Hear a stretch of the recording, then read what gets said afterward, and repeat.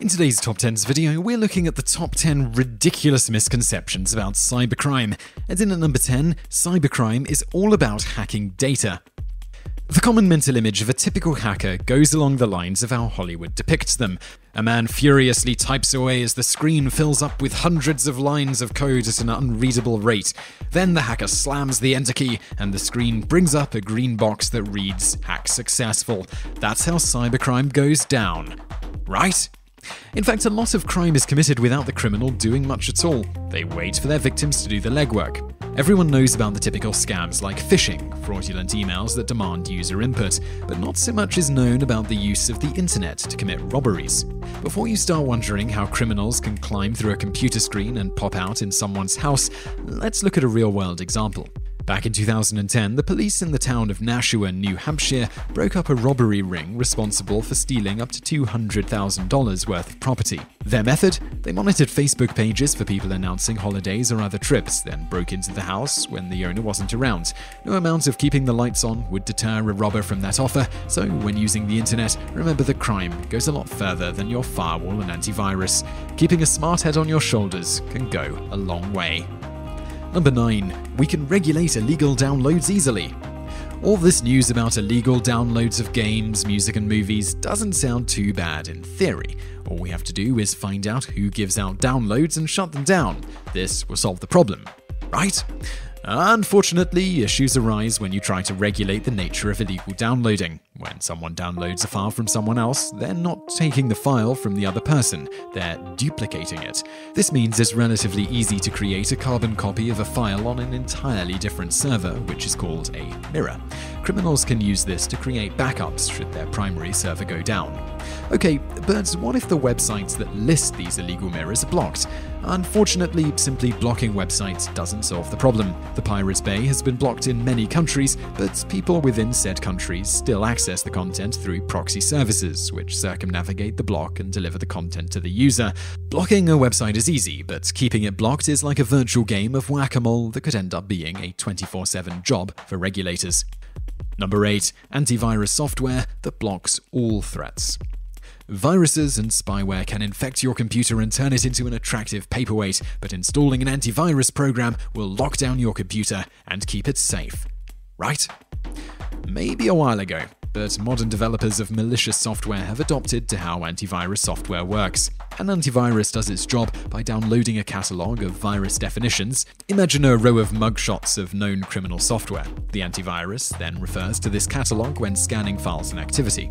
The coders of these bad eggs have changed their strategy in response. Instead of spreading one long-living virus which can be easily identified and deleted, they spread a wide range of viruses with short lifespans in an effort to beat the virus definitions. How short-lasting is the modern-day virus? FireEye states that 82% of viruses are designed to last only an hour. The result? 55% of cyber attacks go unnoticed by commercial antivirus software. Before you pull the plug on your internet connection and hide your computer in a nuclear bunker, it's good to know that the best antivirus strategy is being knowledgeable about how to stay safe online. Sadly, this means no more free kitten screensavers from strange foreign websites. Number 7. Microsoft Windows is the only operating system with viruses. This was one of the selling points for Apple products in the early days of the internet. Windows machines were facing a slew of dangerous viruses, while other operating systems were spared. It seemed like the safer route to purchase a Mac or install Linux. The reason for this is twofold. When creating a virus, you can only design it to target one family of operating systems.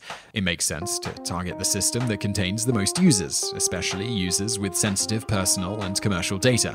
Given Windows is spread around the world, it makes itself an appealing target. Macs are also based on Unix, which has a solid security base. However, Apple products have been under fire lately. Perhaps their growing popularity has led criminals to change targets, something the world witnessed during the Celebgate scandal when nude photos of various celebrities were stolen through iCloud. While the concept of Macs being safer than Windows is up for debate, there's no arguing that Mac owners still need to take care with their data. Number 6. Big businesses are totally secure. Celebgate was a wake-up call to another misconception. Just because a company is an expert in the computing field, it doesn't mean they're immune to cybercrime.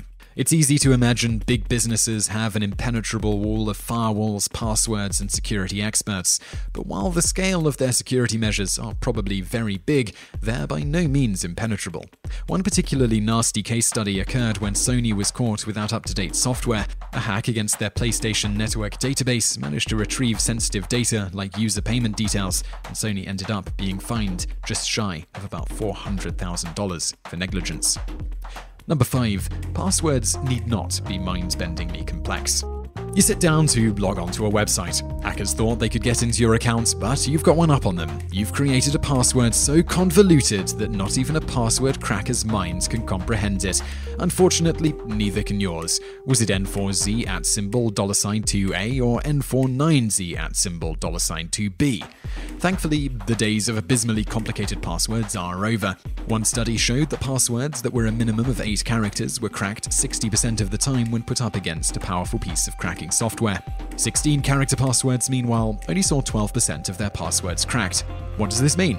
It means that a password like N49Z at $2A might be less secure than, say, another random long password. The length of the password seems to be the winning factor, so a longer password that's easy to remember will do more good than a short, complex password. It's less frustrating and more secure at the same time. Definitely a win-win for anyone but password crackers. Number 4. Only criminals are hackers. We usually imagine hackers as a person or small group trying to break open the digital doors on valuable data. It may seem that all hackers are on the same level as virtual burglars, but it's also an activity that governments partake in. Take, for example, the ongoing cyber war between the United States and China. Relatively untouched by the news, both sides have been trying to take out chunks of each other's digital infrastructures for years. In 2013, American spies hacked into China's Tsinghua University. No one knows what they were looking for, but it probably wasn't a course prospectus.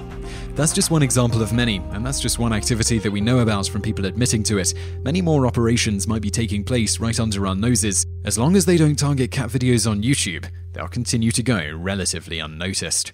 Number 3. Criminals need server access to do damage. We've seen a lot of cases of people gaining unwanted access to servers and websites, but there are ways that someone can attack a website without breaching any security. One method that's seen a lot of use is the direct denial of service (DDoS) attack.